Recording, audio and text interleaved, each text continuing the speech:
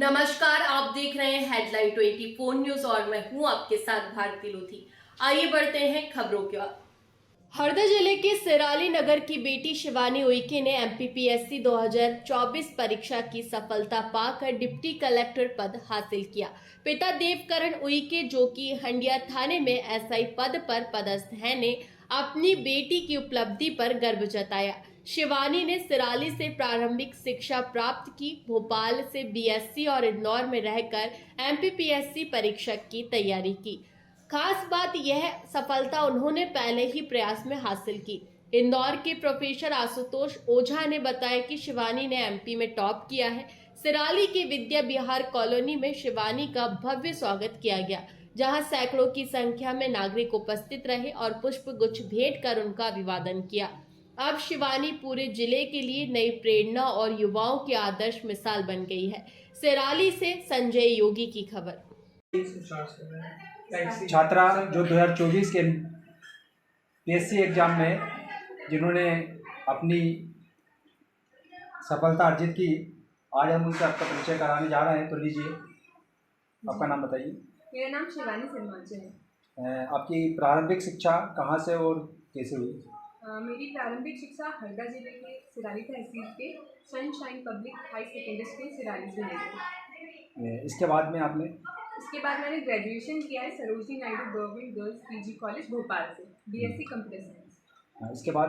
इसके बाद मैंने अपनी एमपीपीएससी की प्रिपरेशन की और 2022 से ही मैं प्रिपरेशन कर रही हूँ एंड 2024 में फाइनली राज्य सेवा परीक्षा 2024 में मेरा सिलेक्शन हो गया। वर्तमान में आपने पढ़ाई कहाँ से की? जो कोचिंग आपने कहाँ से की? कोचिंग कहाँ से की?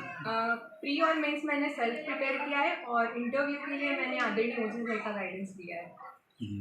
तो आपको ये मतलब कब एहसास हुआ कि मैं इस पद के लिए लायक हूँ या इस बात पद के बारे में सोचना है आपने? थोड़ा सा आप हमारे दर्शकों को बताएंगे कि आज के जो भविष्य के जो लोग हैं, जो बच्चे इस प्रकार सोचते हैं कि बहुत कठिन पढ़ाई है या हमारा सिलेक्शन नहीं होगा या इस प्रकार मतलब हताश हो जाते हैं, उनके बारे में आप कुछ कहोगे? हाँ, मैंने ये अपना फैसला कि मुझे एमपीपीएससी क्लियर करना है, ये मैंने अपने कॉलेज के दौरान ही ले लिया था, लेकिन प्रिपरेशन 2022 से की थी। और इसके लिए जो मेरा मोटिवेशन था वो मेरे पेरेंट्स हैं, जैसे कि मेरे पिताजी एएसआई देवकरण जी उइके, वो पहले से ही पुलिस सेवा में एएसआई हैं और उनसे मुझे काफ़ी मोटिवेशन मिली है, जैसे कि वो किस तरीके से लोगों के जीवन में सकारात्मक बदलाव ला पाते हैं। और ख़ासकर मेरी मम्मी एक बहुत ही इम्पॉर्टेंट सोर्स ऑफ मोटिवेशन मेरी मम्मी रही, हमेशा से उन्होंने मुझे मोटिवेट किया है और वो समाज सेवा में हमेशा सक्रिय रही। कई बच्चों का उन्होंने राइट टू एजुकेशन एक्ट के अंदर एडमिशन भी कराया है, कई महिलाओं को उन्होंने एम्पावर भी किया है और उनको मोटिवेट भी किया और उनको हमेशा वो कहती हैं कि हाँ, तुम्हें भी शिक्षा लेनी चाहिए, काम करना चाहिए, जिससे कि उनका सशक्तिकरण हो। तो एक सोर्स ऑफ मोटिवेशन मेरी मम्मी है और हमेशा से उन्होंने एक मेरे लिए बहुत किया है। वो मेरे लिए श्री कृष्ण की तरह ही है। और फिर मेरे भैया हमेशा से मुझे पुश करते हैं कि नहीं, तुम कर सकती हो, तुम्हें करना ही है। वो मेरे लिए बहुत ही स्ट्रॉन्ग सपोर्ट सिस्टम है। तो इन सब के बाद कुछ आईएएस ऑफिसर्स भी हैं जो कि मेरा सोर्स ऑफ मोटिवेशन है।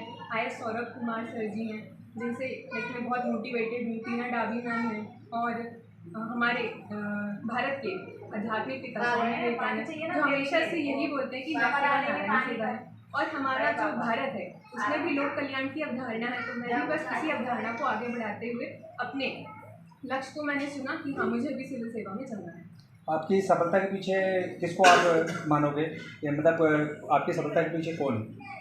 जी, सफलता जो है एक चीज़ पर डिपेंड नहीं करती, कई फैक्टर्स होते हैं जो आपकी सक्सेस के लिए रिस्पॉन्सिबल होते हैं। तो मैं आपको बताना चाहूँगी कौन कौन से वो फैक्टर्स हैं जो मेरी सफलता के लिए रिस्पॉन्सिबल हैं। सबसे पहले तो मेरे ईश्वर स्वरूप माता पिता, जैसे कि मैंने अभी आपको बता ही दिया है। फिर दूसरे मेरे मेंटर का रोल बहुत ही इंपॉर्टेंट होता है इस जर्नी में, खासकर पीएससी की जर्नी हो या कोई भी कॉम्पिटिटिव एग्जामिनेशन क्यों ना हो।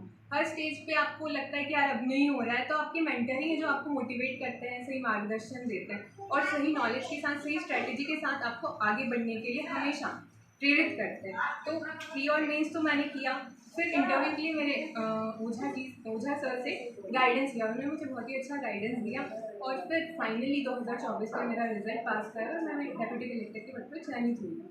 तो आपने देखा किस प्रकार बालिका ने मैं अपनी मेहनत करी और मेहनत का ये फल मिला।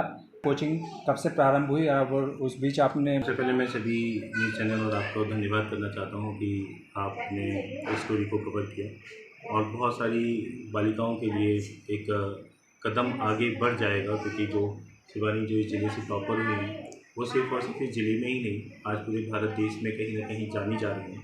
मध्य प्रदेश लोक सेवा आयोग में जब वो टॉपर करी, तो मैं सभी बच्चों से कहना चाहता हूँ कि आप भी टॉपर कर सकते हैं। मेरा नाम आशुतोष ओझा है। मैं पहले समाधान अकेडमी का डायरेक्टर रहा हूँ और 8 बार शिक्षा मंत्री द्वारा सम्मानित हूँ, 2 बार मुख्यमंत्री, सर आप कहाँ से 2 बार राज्यपाल द्वारा सम्मानित हूँ। मैं इंदौर से हूँ। अभी मैं MPPSC टॉपर्स के रूप में बच्चों को इंटरव्यू का गाइडेंस दे रहा हूँ। साथ ही साथ में शिवानी जब मुझे मिली तो मैंने पहली मुलाकात में उनसे ये कहा कि अगर आप क्लासेस नहीं भी करती हो, आप नहीं भी आती हो, तो आपका डेप्यूटी कलेक्टर बनना तय है। एक और डिप्टी कलेक्टर थी जो पिछली बार सिलेक्ट हुई थी, उनको याद आई इनको देखकर। मैंने कहा कि आप बस इसी तरीके से बोलिए, आप बोलते बहुत अच्छा हो। मैंने उनको थोड़ा सा मोटिवेट किया, कुछ छोटी छोटी जो गलतियाँ थी उनके वो हमने सुधारने का काम किया और निश्चित ही हम देखते हैं कि बहुत अच्छा। अभी आपने ये बताया कि वो अगर क्लासेस नहीं आएगी तो भी डिप्टी कलेक्टर बने, तो ऐसी क्या खासियत देखी वो बताइए हमारे दर्शकों को कि ऐसी क्या खास बात देखी कि मतलब आपको ऐसा लग गया कि नहीं ये डिप्टी कलेक्टर बनी जाएगी। कहते हैं ना कि खुद के पैर पालने में नज़र आते हैं, तो डेडिकेशन और जो उसके क्वेश्चन थे बहुत अच्छे और एक मोटिव था कि सर मुझे किसी भी तरीके से मैं कुछ भी करने के लिए तैयार हूँ। आप 24 घंटे बोलिए तो मैं 24 घंटे पढ़ने के लिए तैयार हूँ, जो कि मुश्किल होता है, लेकिन वो 24 घंटे पढ़ने के लिए भी तैयार थी। उसने बताया भी कि सर मैं लगातार बहुत मेहनत कर रही हूँ, बस एक आखिरी पड़ाव में इस पढ़ाई के लिए उन्होंने कितने घंटे की मतलब पढ़ाई की? वो हमेशा पढ़ने के लिए तैयार रहती थी। क्लास में जब मस्ती की बात होती थी तो मस्ती भी करती थी और दूसरों को भी मोटिवेट करती थी, खुद भी मोटिवेट रहती थी और हमेशा वो कोशिश करती थी कि मैं ज़्यादातर पढ़ती रहूँ। तो पढ़ाई ही उसका एक सबसे बड़ा हथियार था, जिसकी वजह से आज हम ये जंग जीते भी हैं और आज हम यहाँ तक पहुँचे। आप भी लेके रहिए, ऐसा कोई व्यक्ति नहीं इस दुनिया में जिसको समस्या ना हो, और ऐसी कोई समस्या नहीं बेटा जिसका समाधान ना हो। मैंने भी IAS की तैयारी की थी और मैं IAS नहीं बन पाया, तो आज ऐसा नहीं है कि मेरा जीवन में मैं कुछ कर नहीं रहा हूँ। आज मेरे पास बहुत सारी उपलब्धियाँ हैं। मैं आपसे कहता हूँ कि आप डरिए नहीं असफलता से, क्योंकि असफलता में भी असफलता छिपा हुआ है। आप लग जाइए, निश्चित ही आपको सफलता मिलेगी। या तो हम बन जाएंगे या सीखेंगे, निश्चित ही सफलता जरूर प्राप्त करेंगे। एक बार आपका नाम बता दीजिए। आशुतोष ओझा। फिलहाल के लिए इस खास खबर में इतना ही। देश विदेश की तमाम बड़ी खबरों को जानने के लिए देखते रहें हेडलाइन 24 न्यूज। नमस्कार।